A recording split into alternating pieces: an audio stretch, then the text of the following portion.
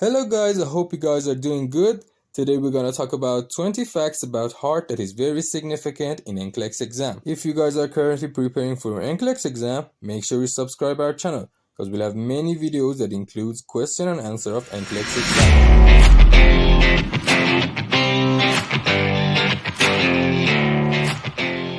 Number 1. A client's electrocardiogram showing ST elevation in lead V2, V3, and V4 suggests an anterior wall myocardial infraction. Number 2. The left anterior descending artery is the primary source of blood for the anterior wall of the heart. Number 3. Atherosclerosis or plaque formation is leading cause of coronary artery disease. Number 4. Diabetes mellitus is a risk factor for coronary artery disease that can be controlled with diet, exercise, and medication. Number 5. Cholesterol level above 240 mg per deciliter are considered excessive and are a risk factor for developing coronary artery disease. Number 6. Sublingual nitroglycerin is administered to treat acute angina. Number 7.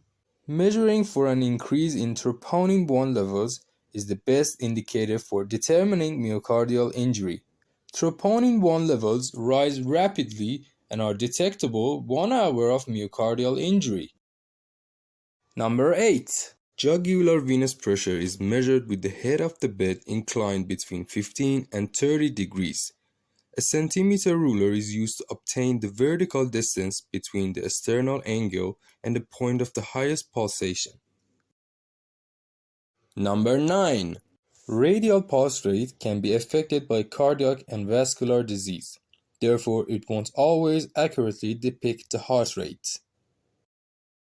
Number 10. Weight gain, nausea, and a decrease in urine output are secondary effects of right-sided heart failure. Number 11.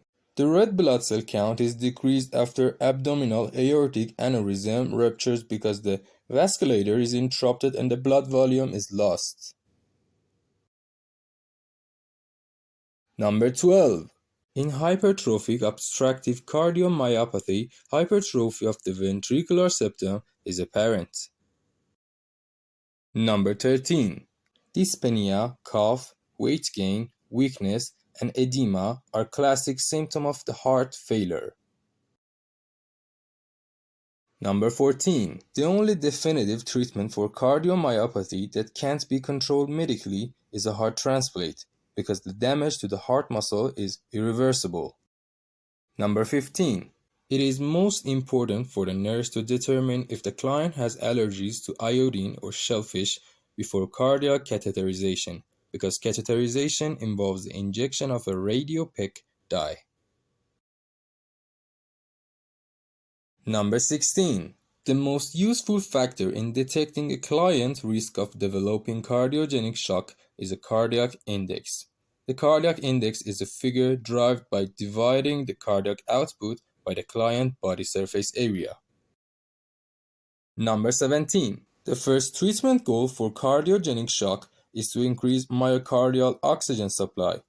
In a shock state, the myocardium requires more oxygen. If it doesn't receive more oxygen, the shock worsens. Number 18. Afterload refers to the pressure that the ventricular muscle must generate to overcome the higher pressure in the aorta to get the blood out of the heart. Number 19. Syncope is a brief loss of consciousness caused by a lack of blood to the brain.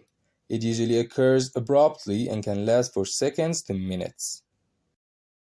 And finally, the last one. An S3 heart sound, also known as ventricular gallop, is commonly heard in children and may be normal in women during the last trimester of pregnancy. However, it may be a cardiac sign of heart failure in other adults. Thanks for watching the whole video. I hope you guys have liked it. If you guys are currently preparing for your Nclex exam, make sure you subscribe our channel because we're about to smash the Nclex exam.